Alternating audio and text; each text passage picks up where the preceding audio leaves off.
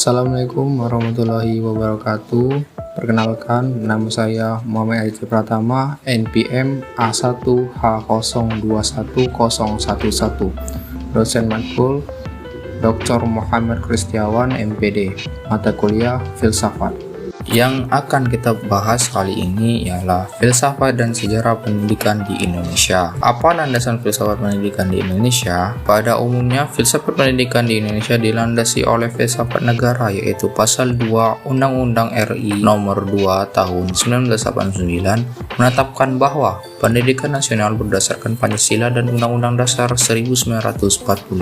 Selanjutnya, apa sejarah pendidikan di Indonesia? Yang pertama, bagaimana sejarah pendidikan di Indonesia pada masa kolonial? Pendidikan di Indonesia sudah dimulai dari zaman penjajahan Belanda, akan tetapi pendidikan masih ditentukan oleh pertimbangan ekonomi dan politik di Indonesia demi pemenuhan tenaga kerja murah. Pemerintah Belanda mengusahakan agar bahasa Belanda bisa diujarkan oleh masyarakat untuk mempermudah komunikasi antara pribumi dan Belanda. Yang kedua, aliran pokok pendidikan apa yang ada di Indonesia? Aliran pendidikan yang berkembang di Indonesia sangat banyak, tapi yang paling pokok adalah pendidikan taman siswa dan pendidikan NIS. Karena latar belakang dan kepentingan pendirian kedua aliran ini digunakan untuk semua bangsa secara umum tanpa melihat ras, suku, daerah, wilayah, keyakinan, dan keagamaan atau golongan tertentu saja, sesuai dengan pandangan hidup bangsa Indonesia. Selanjutnya, bagaimana pendidikan di Indonesia setelah kemerdekaan? Yang A. Tujuan dari kurikulum pendidikan.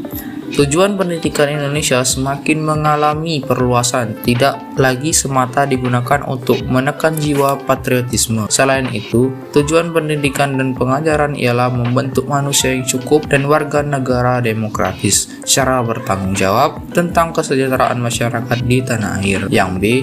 Sistem perkuliahan yang digunakan. Sebenarnya, pada masa awal kemerdekaan, sistem pendidikan yang digunakan masih melanjutkan sistem yang dibuat oleh Jepang.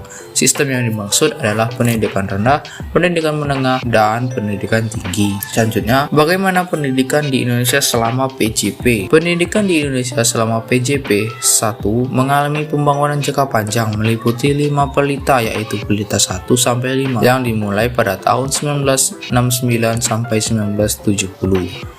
Hingga tahun 1993 sampai 1994. Selama kurun waktu tersebut, pendidikan di Indonesia banyak mengalami kemajuan, ditandainya dengan semakin luasnya kesempatan untuk memperoleh pendidikan pada masa jenjang pendidikan, meningkatnya jumlah sarana dan prasarana pendidikan yang tersedia serta tenaga yang terlibat dalam pendidikan, meningkatnya mutu pendidikan, semakin mantapnya sistem pendidikan nasional.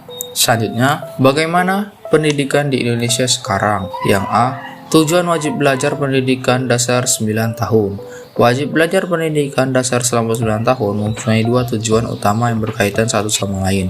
Yang pertama, meningkatkan pemerataan kesempatan untuk memperoleh pendidikan kelompok umur 7-15. Kedua, untuk meningkatkan mutu sumber daya manusia Indonesia hingga mencapai SLTP. Yang B.